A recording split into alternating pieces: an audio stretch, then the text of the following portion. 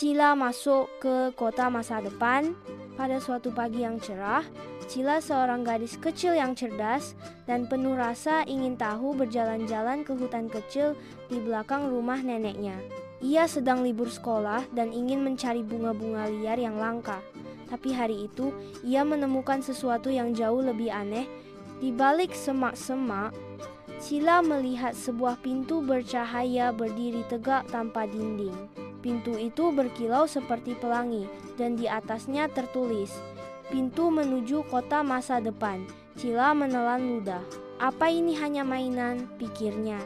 Tapi karena rasa ingin tahu yang besar, ia mengulurkan tangan dan wuss! Seketika tubuhnya tersedot masuk ke dalam pintu. Begitu membuka mata, Cila terkejut. Ia berdiri di tengah kota yang sangat canggih. Gedung-gedungnya tinggi menjulang dan melayang di udara. Mobil-mobil terbang melintas tanpa suara. Robot-robot berbentuk hewan membantu orang-orang membawa belanjaan. Dan di langit ada ikan-ikan hologram berenang dengan cahaya warna-warni. "Wah, aku di masa depan beneran," serunya kagum. Seorang robot ramah mendekatinya memperkenalkan diri.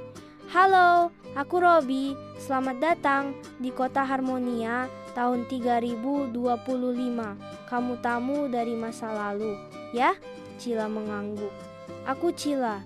Aku cuma lewat pintu aneh dan tiba-tiba sampai di sini." Robby mengajak Cila berkeliling. Mereka naik kereta kecepatan cahaya, mengunjungi perpustakaan suara, dan melihat taman yang bisa berubah bentuk. Tapi saat mereka berada di pusat kota, terdengar suara alarm. "Peringatan, mesin waktu kota rusak. Portal antar waktu tak bisa dikendalikan." Cila panik.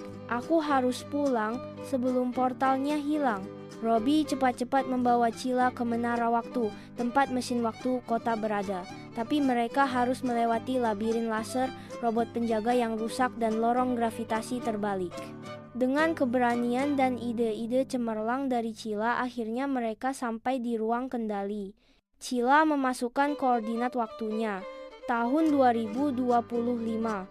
Robby membantunya masuk ke dalam kapsul waktu. "Terima kasih, Robby. Aku gak akan lupa kota Harmonia," ucap Cila sambil melambaikan tangan. Dengan suara wush, Cila kembali ke hutan kecil di belakang rumah neneknya. Pintu bercahaya itu kini sudah hilang.